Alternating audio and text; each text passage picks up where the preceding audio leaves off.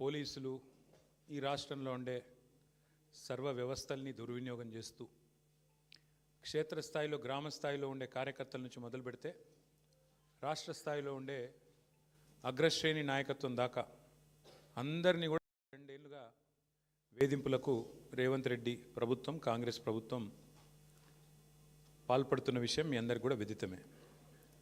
ఆ పరంపరలో భాగంగానే ఇవాళ పెద్దలు మాజీ మంత్రివర్యులు శ్రీ హరీష్ రావు గారిని ఈరోజు ఫోన్ ట్యాపింగ్లో ఏదో విచారణ పేరిట వారు నిన్న రాత్రి అక్కడ సిద్దిపేటలో ఉంటే అర్జెంటుగా ఆగమేఘాల మీద మీరు పొద్దున్నే రావాలా అని చెప్పి రాత్రి 9 గంటలకు నోటీస్ ఇచ్చి పొద్దున్న 11 గంటలకి హరీష్ రావు గారిని రమ్మని ఆదేశిస్తే ఈ దేశంలో ఉండే చట్టాలు, న్యాయ వ్యవస్థ, రాజ్యాంగం వీటి మీద గౌరవం ఉన్న ఒక పౌరుడిగా, ఒక నిబద్ధత కలిగిన నాయకుడిగా రాత్రికి రాత్రి వాళ్ళ పొద్దున నిజానికి ఆయన కార్యక్రమాలు ఉన్నాయి సిద్దిపేటలో, అవన్నీ రద్దు చేసుకొని ఈరోజు రాత్రికి రాత్రి హుటాహుటిన బయలుదేరి వచ్చి దాదాపు రాత్రి 12 గంటలకు హైదరాబాద్ చేరుకొని వాళ్ళ పొద్దున ఉదయమే మళ్ళీ తిరిగి విచారణకు హాజరైనారు. కానీ ఈ విచారణ చూస్తూ ఉంటే ఈ గవర్నమెంటు ముఖ్యంగా కాంగ్రెస్ పార్టీ యొక్క వైఖరి చూస్తుంటే గతంలో చెప్తారు తాను చెడ్డ కోతి వనమంతా జరిపిందంట. అట్లాగా రేవంత్ రెడ్డి గారు ఆయన గతంలో దరిద్రపు కొట్టు పనులు చేసిండు కాబట్టి, దొంగ పనులు చేసి దొరికిపోయిండు కాబట్టి, డబ్బు సంచులతో దొరికిన దొంగ కాబట్టి అందరు కూడా అదే బుద్ధులు ఉంటాయి అనుకునే ఒక పద్ధతుల్లో ఆయన వ్యవహారం కనబడతా ఉంది. ఆయన కంటిని బురద అందరికి అంటాలని చెప్పి ఆయన పాపం తాపత్రయపడుతున్నాడు, తహతహలాడుతూ ఉన్నాడు. ఒకటి రేవంత్ రెడ్డి గారికి చెప్తా ఉన్నా, ఇలా జరుగుతున్నది మీకు కూడా చెప్తా ఉన్నా, సిట్టు విచారణ కాదు, ఇది చిట్టి విచారణ. చిట్టినాయుడు గారు నడిపిస్తున్న ఒక పనికిమాలిన విచారణ తప్ప, ఓ లొట్టపీసు కేసులో ఇంకో పనికిమాలిన చిట్టి విచారణ తప్ప సిట్టు లేదు, తిట్టు లేదు, ఆడ ఏమి లేదు. 2 ఏళ్ల నుంచి బోగస్ కథనాలు, ముఖ్యమంత్రి కార్యాలయంలో వడ్డించి వార్చే పనికిమాలిన స్టోరీలు, ఒక్కటి కూడా రాష్ట్ర ప్రజలకు పనికొచ్చే కథనం లేదు. పనికి మాలిన స్టోరీలతో 2 ఏళ్ళు టైంపాస్ చేస్తూ ఉన్నాడు. నేను అడుగుతా ఉన్నా ఆయనని, రేవంత్ రెడ్డిని, 1 కాదు 2 కాదు, ఇంకో 1000 వేసుకో, నీ సిట్టులు చిట్టీలు ఇంకో 1000 వేసుకో, ఏం ఫరక్ పడదు. మేము మాత్రం నీ కొద్దిగా ఉంటే కొన్ని రోజులు శునకానందం ఉంటుంది, కానీ మేము మాత్రం నేను వదిలిపెట్టాం. బీఆర్ఎస్ ఇవాళ తెలంగాణ ప్రజల గొంతుక, ప్రధాన ప్రతిపక్ష పార్టీ. మీరు ఎన్నికల్లో ఆనాడు మమ్మల్ని ఓడించడానికి అడ్డమైన మాటలు చెప్పి, అడ్డగోలు హామీలు ఇచ్చి, అందమైన అబద్ధాలను 6 గ్యారంటీ కార్డుల రూపంలో ప్రచురించి ఆ రోజు ప్రజలను ఏదైతే బురిడి కొట్టించినారో, మేము ప్రజల తరపున గట్టిగా మాట్లాడుతున్నాం అన్నదే నీ బాధ. ఇవాళ ఎట్లా ఉన్నదంటే నీ వ్యవహారం రేవంత్ రెడ్డి గారు, అదృష్టం అందలం ఎక్కిస్తే బుద్ధి మాత్రం ఇంకా బురదలనే ఉన్నది రేవంత్ రెడ్డి. రాజకీయంగా ఇంకా కూడా ఆయనకు జ్ఞానం రాలే, ముఖ్యమంత్రి అన్న సోయి లేదు. తెల్లారి లేస్తే కేసీఆర్ గారిని తిట్టడం, మా పార్టీ నాయకులను తిట్టడం, పనికిమాలిన బూతులు మాట్లాడడం, పనికిమాలిన పని చేయడం తప్ప. అందుకే అంటున్నా నేను, అదృష్టం అందలం ఎక్కించిన బుద్ధి మాత్రం బురద బుద్ధే రేవంత్ రెడ్డిది. అందుకే ఈ దిక్కుమాలిన పనులు చేస్తూ ఉన్నాడు. 2 సంవత్సరాల నుంచి సాగదీస్తున్నాడు ఫోన్ ట్యాపింగు. నేను ఇవాళ అడుగుతా ఉన్నా రేవంత్ రెడ్డిని, ఎందుకు ఒక్క అధికారి కానీ, ఒక్క మంత్రి కానీ, లేదా స్వయంగా హోంమంత్రి ముఖ్యమంత్రిగా ఉన్న ఈ రాష్ట్రంలో ఒక్క అఫీషియల్ ప్రెస్ మీట్ ఎందుకు ఉండదండి ఫోన్ ట్యాపింగ్ మీద? ఒక్కరు బయటకు వచ్చి ఎందుకు మాట్లాడరు? ఎన్ని రోజులు లీక్ల మీద బతుకుతావు? జరిగింది తప్పు అంటున్నావు, ఏం తప్పు జరిగింది చెప్పు. ఇంకెన్ని రోజులు లీక్ల మీద బతుకుతావు? ఎన్ని రోజులు లీకులు ఇచ్చుకుంటా, ఫలానా వల్లదైంది, ఇదైంది, అల్లమైంది, బెల్లమైంది, పనికిమాలిన లీకులు తప్ప ఒక్క అధికారిక ప్రెస్ మీట్ ఈరోజు వరకు ఉందా? సిట్టు కానీ, ఇంకోటి కానీ, లేదా మంత్రులు కానీ, ముఖ్యమంత్రి కానీ ఒక్క మాట అధికారికంగా చెప్పిన పాపన వినరా? ఏంది ఫోన్ ట్యాపింగ్? ఎవరి ఫోన్ ట్యాపింగ్? ఎక్కడ ఫోన్ ట్యాపింగ్? ఏం జరిగింది? రాజకీయ వేధింపులకు ఇంకా విచిత్రం ఏంటంటే, హరీష్ రావు గారి మీద కుట్ర, ఎవరో ఒక ఆయన సిద్దిపేటలో ఆయన మీద రాజకీయ ప్రత్యర్థిగా ఉన్న ఆయనతోని కేసు పెట్టిస్తే హరీష్ రావు గారు న్యాయస్థానాన్ని ఆశ్రయించినారు, హైకోర్టు పోయినారు. హైకోర్టు కొట్టేస్తే ముఖ్యమంత్రి గారు ఆయన ఆరాటం ఎట్లాంటిదంటే హరీష్ రావు గారిని జైలుకు పంపాలని సుప్రీంకోర్టుకు పంపించినాడు ఈ కేసును. హైకోర్టు కొట్టిస్తే ప్రభుత్వ పైసలతోని, ప్రభుత్వమే పెద్ద న్యాయవాదులు గంటకు ₹1 కోటి తీసుకునే న్యాయవాదులను పెట్టి ప్రజల పైసలతోని సుప్రీంకోర్టుకు పోయినాడు. సుప్రీంకోర్టు కూడా కొట్టేసింది. అయినా నీకు సిగ్గు రాలేదా? ఈ కేసులో ఏం లేదు, విచారణార్హం కాదు ఈ కేసు అని, ఈ ఫోన్ ట్యాపింగ్లో పసలేదు హరీష్ రావు గారి మీద అని చెప్పి సుప్రీంకోర్టు కొట్టేసినాక కూడా, సుప్రీంకోర్టు కంటే కూడా నీ సిట్టు నీ చిట్టి పెద్దదా? అసలు ఏమైనా ఇంగితం ఉందా ఈ ముఖ్యమంత్రికి కానీ ప్రభుత్వానికి కానీ? వాళ్ళ బాధ అంతా ఒకటే. నిన్న ఉదయం హరీష్ రావు గారు డీటెయిల్డ్గా ప్రెస్ మీట్ పెట్టి రేవంత్ రెడ్డి బావమరిది కుంభకోణం బయటపెట్టిండు. రేవంత్ రెడ్డి బావమరిది బయట పెట్టే వరకు వెంటనే సాయంత్రం వరకు హరీష్ రావు గారికి నోటీస్. ఇది వాస్తవం, ఏం లేదు ఇలా. ఎంతకంటే నిజంగానే హరీష్ రావు గారు నిన్న చెప్పింది తప్పైతే, నిన్న ఉదయం ప్రెస్ మీట్లో హరీష్ రావు గారు చెప్పింది తప్పైతే, అయితే సింగరేణి సంస్థను సంబంధిత అధికారులు, బాధ్యులైన మంత్రి గారో లేదా ముఖ్యమంత్రి గారో ఈ పాటికి తప్పు వారు చెప్పింది ఇది వాస్తవం అని చెప్పాలి కదా. చెప్పారా? 24 గంటలు అయిపోయింది. ఎందుకు మాట్లాడట్లేదు? ఎందుకు ఒక్క స్పందన లేదు? ఎందుకు ఒక్కరంటే ఒక్కరు? కాంగ్రెస్ కుంభకోణాలు బయటపెట్టిన ప్రతిసారి ఇదే డైవర్షన్ గేమ్లు, ఇదే రకమైన డ్రామాలు వీళ్ళకి అలవాటుగా మారిపోయింది. సింగరేణి టెండర్లలో ఇవాళ నేను ఆధారాలతో సహా మీ ముందు బయటపెట్టబోతా ఉన్నా. స్పష్టంగా రేవంత్ రెడ్డి గారి బావమరిది కోసం ఆయనని కింగ్ పిన్గా చేసి, సృజన్ రెడ్డి అనే వ్యక్తిని కింగ్ పిన్గా చేసి ఆయన చుట్టూ ఇవాళ మొత్తం ఆ టెండర్లన్నీ రిగ్గింగ్ చేసి మొత్తానికి 9 టెండర్లు ఇప్పటికే పూర్తి చేసినారు. మీకు ఈ విషయంలో ఒక చిన్న అవగాహన ఉండాలి కాబట్టి ఒక చిన్న విషయం చెప్తాను. మేము గతంలో దాదాపు 10 ఏళ్ళు అధికారంలో ఉన్నాం. సింగరేణి సంస్థలో కేసీఆర్ గవర్నమెంట్ ఉన్నప్పుడు ఎన్నడూ రాజకీయ జోక్యం లేదు, ఎన్నడూ ఇట్లాంటి దిక్కుమాలిన కార్యక్రమాలు లేవు, ఈ పైసల ఆలోచన లేదు. అందుకే నీట్గా కంపెనీ నడిచింది. వేలాది మంది కార్మికులకు అద్భుతమైన బోనస్లు ఇచ్చినాం, 30%, 35% బోనస్లు ఇచ్చినాం. సంస్థ బాగు కోసం ఆలోచించినాము, సంస్థను లాభాల్లోకి తీసుకొని పోయే ప్రయత్నం చేసినాం. వేల మంది కార్మికుల వాళ్ళని సంరక్షించడం, వాళ్ళకి ఇచ్చిన వాగ్దానాలు నెరవేర్చడమే లక్ష్యంగా మేము పనిచేసినాం. అందుకే ఆ రోజు సింగరేణి సంస్థలో ఏదైనా టెండర్ పిలిస్తే ఎస్టిమేటెడ్ వాల్యూ కంటే మైనస్లో పోయేది టెండర్. ఎస్టిమేటెడ్ వాల్యూ 100 రూపాయలు అయితే -10, -20 అంటే కాంపిటీషన్ ఉండేది. కాంట్రాక్టర్లు ఒకరితోనొకరు పోటీపడి మైనస్లో బిడ్ చేసిన పరిస్థితి, దేశవ్యాప్తంగా కాంట్రాక్టర్లు పార్టిసిపేట్ చేసిన పరిస్థితి. వీళ్ళు సింగరేణిని ఒక బంగారు బాతులాగా చూసి దీనిలో ఎట్లా డబ్బులు సంపాదించాలని ఆలోచన చేసి ఒక కొత్త విధానం, ఒక కొత్త నిబంధన తీసుకొని వచ్చినారు. ఆ నిబంధన ఏందయ్యా అంటే, ఎందుకంటే సింగరేణి దక్షిణ భారతదేశంలోనే అతిపెద్ద కోల్ బ్లాక్, భారతదేశంలోనే అతిపెద్ద కోల్ బ్లాక్స్లో ఒకటి. అందుకే ఏం చేసినారు వీళ్ళు, చాలా ఆలోచన చేసి ఈ సృజన్ రెడ్డి అనేవాడు, ఆయనతో పాటు అక్కడ సింగరేణి సంబంధించిన అధికారులు, మరి బట్టి గారికి తెలిసి జరిగిందా తెలియక జరిగిందా, ముఖ్యమంత్రి గారికి అనుసరణలో జరిగిందా నాకు తెలియదు, కానీ ఈ సృజన్ రెడ్డి అనే వ్యక్తి మొత్తానికి ఒక కండిషన్ పెట్టించినాడు. ఏమని? ఖచ్చితంగా ఇప్పుడు ఉదాహరణకు మీరు తెలంగాణలో ఉన్నారు, ఎక్కడో జార్ఖండ్లో కోల్ బ్లాక్ ఉంది, మీకు కంపెనీ ఉంది, మీ కంపెనీకి అర్హతలు ఉన్నాయి, వాళ్ళు టెండర్ పిలిచారు, మీరు డైరెక్ట్గా ఆన్లైన్ టెండర్ వేయచ్చు. ఇవాళ రేపు మొత్తం ₹1,00,000 వరకు కూడా ఆన్లైన్ టెండరే కదా ఇవాళ. 1,00,000 దాటింది అంటే ఈ టెండర్, ఈ ప్రొక్యూర్మెంటు, ఈ టెండర్. అట్లాంటప్పుడు వేల కోట్లు, వందల కోట్లతో ముడిపడ్డ కోల్ బ్లాక్లలో వీళ్ళు ఎంత పనికిమాలిన నిబంధన పెట్టారంటే, మీరు బిడ్ చేయాలంటే, మీరు పార్టిసిపేట్ చేయాలంటే టెండర్లో మీరు ఇక్కడ బిడ్ వేయాలి అంటేనే మీరు సైటుకు స్వయంగా వచ్చి సైటు విజిట్ చేసినట్టు సర్టిఫికేట్ తీసుకోవాలి సింగరేణి దగ్గర అని పెట్టినారు.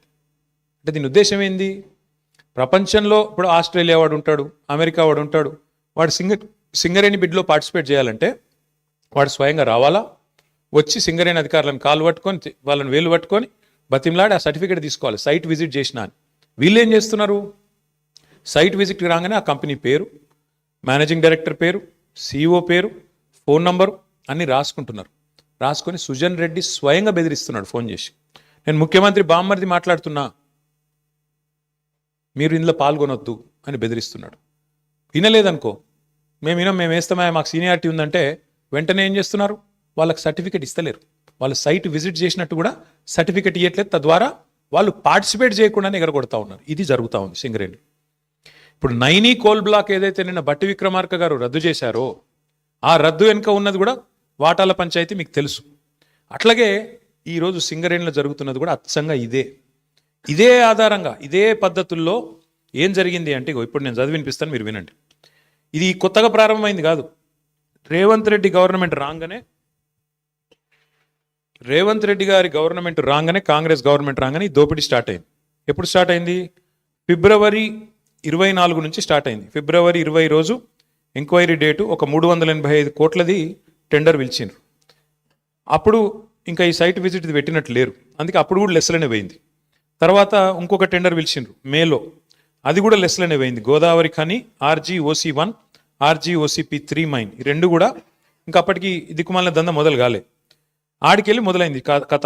ఎప్పుడు 24కి వెళ్ళి 24 జూన్కి వెళ్ళి మొదలైంది. ఫస్ట్ టెండర్ ఎప్పుడు స్టార్ట్ అయిందంటే విక్రమ్ రెడ్డి అన్నట్టు ఆయన కాంట్రాక్టరు, తర్వాత సృజన్ రెడ్డి, దీక్షిత్ రావు, జి వెంకటేశ్వర్ రెడ్డి, తర్వాత CH సుశాంత్, సుధీర్ హీరాలాల్ ధోలు, వీళ్ళందరూ కలిసి రింగ్ అయ్యి మొత్తానికి ఇప్పటికీ 7 టెండర్లు అన్నీ కూడా ఎక్సెస్ బేసిస్లో ఇదే సైట్ విజిట్ సర్టిఫికేషన్ అనే అడ్డమైన నిబంధన పట్టుకొని, అంటే కాంట్రాక్టర్ సైట్కు రావాలి, వస్తేనే సింగరేణి సర్టిఫికేట్ ఇస్తుంది. తప్పన కాంట్రాక్టర్ నేను బిడ్ వేస్తా అంటే సర్టిఫికేట్ ఇయ్యది. సృజన్ రెడ్డి ఫోన్కు ఆయన బెదిరింపులకు లొంగకపోతే వినకుండా ఎక్సెస్ ఇప్పటికీ గతంలో -10 -22లో పోయిన టెండర్లు ఇవాళ డైరెక్ట్గా సృజన్ రెడ్డి కంపెనీకి 207 కోట్ల కాంట్రాక్టు +12%కి వచ్చింది. శోధా కన్స్ట్రక్షన్స్ అనే కంపెనీ సృజన్ రెడ్డిది, అలా భార్య పేరు ఉంటుంది అందులో. ఇది వాస్తవమా కాదా దయచేసి మీరు తెలుసుకోండి, కాపీ కూడా మీ అందరికి ఇస్తాను, మీరు కూడా తెలుసుకోవచ్చు. అట్లాగే వీళ్ళందరూ ఇప్పుడు GVR, CH సుశాంత్, దీక్షిత్, ఇదంతా ఒక రింగు ముఠా. ఇది ఈ ముఠాకి నాయకుడు సృజన్ రెడ్డి, రేవంత్ రెడ్డి బావమరిది, వీళ్ళందరూ కలిసి వేసిన రింగు టెండర్లు. ఇది నిన్న హరీష్ రావు గారు బయట పెట్టిండు. ఏమన్నాడు హరీష్ రావు గారు నిన్న? 9 ఒక్కటే రద్దు చేస్తే సరిపోదు బట్టి గారు, మరి నీకు తెలియకుండా జరుగుతున్నాయి ఇవన్నీ, ఇవి కూడా రద్దు చేస్తావా లేదా అన్నాడు. దాంతోనే ఏంది, ప్రభుత్వం లిక్కిపడ్డది. ఓహో మా దొంగతనం బయటపడుతుంది కాబట్టి ఏం చేయాలి, హరీష్ రావుకు నోటీసు. నేను సాయంత్రం నోటీసు, పొద్దున ఎంక్వైరీ. ఇది మొదటిసారి కాదు, 1000 కోట్లకు పైగా సివిల్ సప్లై స్కామ్ జరిగిందని బయట పెట్టంగానే అప్పుడు ఇట్లనే డైవర్షన్. మూసీ 1.5 కోట్ల కుంభకోణం బయట పెట్టంగానే అప్పుడు ఇట్లే డైవర్షన్.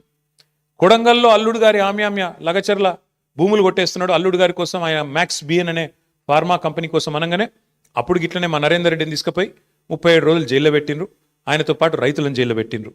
తర్వాత విద్యుత్ కుంభకోణం, కాళేశ్వరం కమిషను, ఫోన్ ట్యాపింగు, గొర్రెల సాము, ఫార్ములా ఈ, మన్ను మశానం అని ఫోన్ ట్యాప్, మొత్తానికి 2 years టైంపాస్ వ్యవహారం తప్ప ఒక్కటంటే ఒక్కటి ఈరోజు వరకు రుజువు చేసింది లేదు, పీకింది లేదు. అయినా ఇంకోటి వీళ్ళు మర్చిపోతున్నారు, హరీష్ రావు గారు అంటే ఎవరు? హరీష్ రావు గారు మీ మొత్తం క్యాబినెట్నే అసెంబ్లీలోనే ఫుట్బాల్ ఆడుకున్నాడు కదా. మీకు సబ్జెక్ట్ రాదు, మీకు తెలియదు, పీకది. ఆయనతోనే అసెంబ్లీలోనే అందరి ముంగటనే తిట్లు పడ్డారు మీరు, 8 మంది మంత్రులు దెబ్బలు పడ్డారు మీరు. అట్లాంటి ఆయన నీయాలన్నట 5-6 పోలీస్ అధికారుల మీద కూర్చోబెడితే ఏం ఫరక పడుతుంది? మీ మంత్రులనే ఫుట్బాల్ ఆడిండు, ఈ పోలీస్ అధికారులు ఎంత అండి నాకు అర్థం కాదు. చేయని తప్పుకు ఏదో పనికి మళ్ళీ కేసు పెట్టి ఇబ్బంది పెడతాం అనుకుంటే భయపడతామా? ఎవరు భయపడతారు? ఎందుకు భయపడతాము? అయినా సాక్షాత్తు సుప్రీంకోర్టు చెప్పింది కదా, ఫోన్ ట్యాపింగ్ కేసులో పసలేదు, ఏదో పనికి మాలిన కేసు అని కొట్టేస్తే సిగ్గులేదా రేవంత్ రెడ్డి? బుద్ధి జ్ఞానం ఉందా అసలు నీకు? ఇట్లా చేయొచ్చునా? ప్రభుత్వం నడపవయ్యా అంటే నీకు ఏమి చెప్పొచ్చినావు అధికారంలోకి? నువ్వు 6 గ్యారంటీలు అంటివి, తులం బంగారం ఇస్తా అంటివి, 4000 పెన్షన్లు ఇస్తా అంటివి, మహిళలకు 2,500 అంటివి, 26 నెలలు అయిపోయాయి. అది చెప్పే ముఖం లేదు, అది చెప్పే తెలివి లేదు. అందుకే కవర్ ఏం చేయాలి? ఇట్లనే మీడియాను మేనేజ్ చేసుకోవాలి, మీడియా వాళ్ళు ఇళ్ళకు న్యూ ఇయర్స్కు కాలు మొక్కాలి, వాళ్ళను ప్రసన్నం చేసుకోవాలి, అడ్డమైన రాతలు వాళ్ళతో రాయించుకోవాలి. ఇది నీ చిల్లర బుద్ధి, ఇది నీ లేకి బుద్ధి, ఇది రేవంత్ రెడ్డి యొక్క చిల్లర వ్యవహారం. వీళ్ళకు రాజ్యాంగం మీదనే కాదు, స్పీకర్ గారిని చూసినాం మనం, రాజ్యాంగం మీదనే కాదు, వీళ్ళకు సుప్రీంకోర్టు మీద కూడా గౌరవం లేదు సన్నాసులకు. ఇది వాస్తవం. అందుకే ఇవాళ సుప్రీంకోర్టు ఫోన్ ట్యాపింగ్ జరగలేదురా అని చెప్తే కొట్టేస్తే హరీష్ రావు గారి మీద కేసు, అయినా నోటీసులు ఇచ్చినారంటే వీళ్ళకి ఎంత తెలివి ఉంది, వీళ్ళు ఎంత తెలివైన వాళ్ళు దీంతోనే చెప్పొచ్చు. ఇంకొక మాట కూడా నేను చెప్తా ఉన్నా ఇవాళ రేవంత్ రెడ్డికి, ఇంకో 1000 సీట్లు వేసుకో, ఏం చేసుకుంటావో చేసుకో, మా నాయకులందరికీ నోటీసులు ఇచ్చుకో, ఏమన్నా చేసుకో, భయపడం. బీఆర్ఎస్ తెలంగాణ ప్రజల గుండె చప్పుడు, తెలంగాణ ప్రజల గొంతు బీఆర్ఎస్, తెలంగాణ ప్రజల బలం, గలం, తెలంగాణ దళం, కేసీఆర్ బృందం బీఆర్ఎస్. మేము ఎవ్వరికి భయపడం, బరాబర్ కొట్లాడతాం. నీ కాంగ్రెస్ పార్టీని, నీ ప్రభుత్వాన్ని అంతు చూసేదాకా ప్రజల తరపున నిలదీస్తూనే ఉంటాం. నువ్వు ఎన్ని విచారణలనే చేసుకో, ఎన్ని రకాలుగా మా వాళ్ళని వేధిస్తున్నావు ఈ వేదిక మీద కూర్చున్న వాళ్ళందరికీ తెలుసు. అందరికీ ఏదో రకంగా వేధింపులు, రకరకాలుగా చిల్లర పనులు చేస్తూనే ఉన్నారు. ఇంకా ఇప్పుడు ఈ అందానికి ఇప్పుడే చూసిన ఇక్కడికి వచ్చేటప్పుడు కేసీఆర్ గారికి నోటీస్ ఇస్తారట. ఏది? ఈ లొటపీస్ కేసులో. ఇచ్చుకో, ఏం చేసుకుంటావో చేసుకో, ఏం భయపడం. ఏం చేసుకుంటావో, ఎన్ని అడ్డమైన స్టోరీలు నడిపించుకుంటావో, ఎన్ని కథనాలు వడ్డించి వారుస్తావో వార్చు. ఏం భయపడం, అన్నీ ఎదుర్కొంటాం. దేశంలో ఇంకా న్యాయం ధర్మం ఉంది, న్యాయస్థానాలు ఉన్నాయి, వాటి మీద మాకు గౌరవం ఉంది. తప్పకుండా నీలాంటి దుర్మార్గులతో ఎట్లా కొట్లాడాలో అట్లా కొట్లాడతాం. కానీ ఇక్కడ ఈ మొత్తం కేసులో ప్రధాన దోషి ఇవాళ ముఖ్యమంత్రి బావమరిది. మొత్తం ఈ కోల్ కుంభకోణంలో, సింగరేణి కుంభకోణంలో ప్రధాన ముద్దాయి సింగరేణిలో ఇవాళ మొత్తం king pin, ring master Srujan Reddy అని ముఖ్యమంత్రి బావమరిది. ఇదివరకు అమృత్ స్కామ్లో కూడా ఈ ముద్దాయే భాగస్వామి. ఇప్పుడు కూడా ఈ సింగరేణిలో కూడా ఆయనే ఉన్నాడు. నేను సూటిగా కిషన్ రెడ్డి గారిని, భారతీయ జనతా పార్టీని అడుగుతా ఉన్నా, మీకు నిజంగానే ఈ పాపంలో, ఈ దొంగతనంలో మీకు వాటా లేకపోతే, ఈ దొంగతనంలో మీరు భాగస్వాములు కాకపోతే మీరెందుకు స్పందిస్తలేరు? సింగరేణి అంటేనే ప్రభుత్వ రంగ సంస్థ. 51% రాష్ట్ర ప్రభుత్వానిది, 49% కేంద్ర ప్రభుత్వానికి వాటా. మరి మీకు ఇలా వాటా లేదా? మీరు ఏ రకంగా ఇట్లా ఓపెన్గా మొత్తం భారతదేశంలో ఎక్కడన్నా ఎక్సెస్ టెండర్లు అవుతున్నాయండి? కోల్ బ్లాక్స్లో ఎక్కడన్నా, కోల్ ఇండియా ఆధ్వర్యంలో జరుగుతున్న ఎక్కడన్నా టెండర్లలో 7%, 12% ఎక్సెస్ పోతున్నాయా? మరి ఎక్కడ లేని సింగరేణిలో పోతున్నాయంటే, ఎక్కడ లేని సర్టిఫికేట్, విజిట్ సైటేషన్ సర్టిఫికేట్ అనేది సింగరేణిలో పెట్టిరంటే, ఇవన్నీ చూస్తూ కూడా coal minister, central cabinet minister Kishan Reddy గారు నిర్లిప్తంగా ఉన్నారు, మౌనంగా ఉన్నారంటే ఏమనుకోవాలి మేము? ఈయనకు కూడా ఇందులో వాటాలు ముడుతున్నాయనా? ఇద్దరు కలిసి పంచుకుంటున్నారనా? ఏమనుకోవాలి? అందుకే మేము డిమాండ్ చేస్తూ ఉన్నాం, సిట్టింగ్ సుప్రీంకోర్టు జడ్జితో కానీ, సిట్టింగ్ హైకోర్టు జడ్జితో కానీ వెంటనే ఒక కమిషన్ వేయండి, విచారణకు ఆదేశించండి అని చెప్పి coal minister, cabinet minister Kishan Reddy గారిని మేము డిమాండ్ చేస్తూ ఉన్నాం. మీరు కేంద్ర ప్రభుత్వంలో ఉన్నారు కాబట్టి మీరు రాయొచ్చు డైరెక్ట్గా లెటర్, మీరు రాయండి, సుప్రీంకోర్టుకు రాయండి, సీజేకి రాసి ఇట్లా కుంభకోణం జరిగింది సింగరేణిలో, అక్కడ సెంట్రల్ గవర్నమెంట్ వాటా 49% ఉన్నది, ఇలా సింగరేణిని ఇష్టం వచ్చినట్టుగా దుర్మార్గంగా కొంతమంది చెరబట్టినారు, వెంటనే ఇందులో లోతుపాతలు చూడాలని చెప్పి ఈ సైటేషన్ సర్టిఫికేట్ ఎందుకు పెట్టినారు? ఇదివరకు మైనస్లో పోయిన టెండర్లు ప్లస్లకు ఎందుకు వచ్చినాయి? అలా సడన్గా ఇదివరకు అడ్రస్ లేని సృజన్ రెడ్డికి కాంట్రాక్ట్లు ఎట్లు వస్తున్నాయి? ఇవన్నీ బయటపడాలంటే, దొంగలు దొరకాలంటే సిట్టింగ్ జడ్జితో, సుప్రీంకోర్టు సిట్టింగ్ జడ్జితో న్యాయ విచారణ జరగాలి అని మేము డిమాండ్ చేస్తూ ఉన్నాం మా పార్టీ తరఫున. అట్లాగే ఇవాళ రాష్ట్రంలో పరిస్థితులు నాకంటే బాగా మీకు తెలుసు. ఏ ఒక్క వర్గం కూడా పేపర్ తీస్తే ఏ ఒక్క వర్గం కూడా సంతోషంగా లేదు. ఎక్కడ వల్ల అక్కడ రైతులు రైతు బంధు కోసం ఎదురు చూస్తూ ఉన్నారు. సంక్రాంతి పోయింది, నాట్లేసే టైం అయిపోయింది, ఇవాళ ఎన్నికలు లేవు కదా పంచాయతీలలో, అందుకే రైతు బంధు లేదు. ఇవాళ మళ్ళీ చీరలు వచ్చే కార్యక్రమం స్టార్ట్ చేసారట పట్టణాలలో. అంటే ఓట్లు తప్ప, రాజకీయ యావ తప్ప నీకు వేరే ఏది కూడా పట్టి లేదు. నేను ఇంకోటి అడుగుతున్నా, మేము 1000 సీట్లు ఎదుర్కొంటాం, 1000 ఎన్ని వేస్తావో వెయ్యి. కానీ నేను రేవంత్ రెడ్డి నేను అడుగుతున్నా, మరి మీ సంగతి ఏంది? మీ దండుపాలెం ముఠా, మీ అలీబాబా అరడజన్ దొంగల సంగతి ఏంది? మీ రెవెన్యూ మినిస్టర్ పొంగులేటి శ్రీనివాసరెడ్డి, ఆయన కొడుకు, రెవెన్యూ మినిస్టర్ కొడుకు 100 మంది గుండగాలను వేసుకొని ప్రైవేటు వ్యక్తుల భూముల్లో జొరబడుతున్నాడు. దాని మీద ఏవా సిట్టు? దాని మీద ఉండదా విచారణ? అంటే ఇష్టం వచ్చినట్టు రెవెన్యూ మంత్రి కొడుకు పోయి భూములు కొల్లగొడుతుంటే, ప్రైవేట్ వ్యక్తుల భూముల్లోకి పోయి బౌన్సర్లతో పోయి దాడులు చేస్తుంటే సిట్టులు పిట్టులు ఎడదచ్చినాయి, ఎందుకే యవు? అట్లాగే అడుగుతున్నా నేను, మీ మీ సన్నిహిత అనుచరుడు రోహిన్ రెడ్డి పారిశ్రామికవేత్త తలకు తుపాకీ పెట్టిండు అని నేను చెప్పుడు కాదు, మీరు చెప్పుడు కాదు, మీడియా చెప్పుడు కాదు, మంత్రి గారి కుమార్తె చెప్పింది, మీ క్యాబినెట్లో ఉన్న మంత్రి గారి కుమార్తె చెప్పింది. మరి దాని మీద ఏవా సిట్టు? మంత్రి గారి ఓఎస్డీ తప్పు చేసిండా? తుపాకీ ఎవడు తలకు పెట్టిండు? మంత్రి గారు ఓఎస్డీ పెట్టిండా, లేకపోతే సీఎం బ్రదర్ లాంటి రోహిన్ రెడ్డి పెట్టిండా? దాని మీద ఉండదా సిట్టు?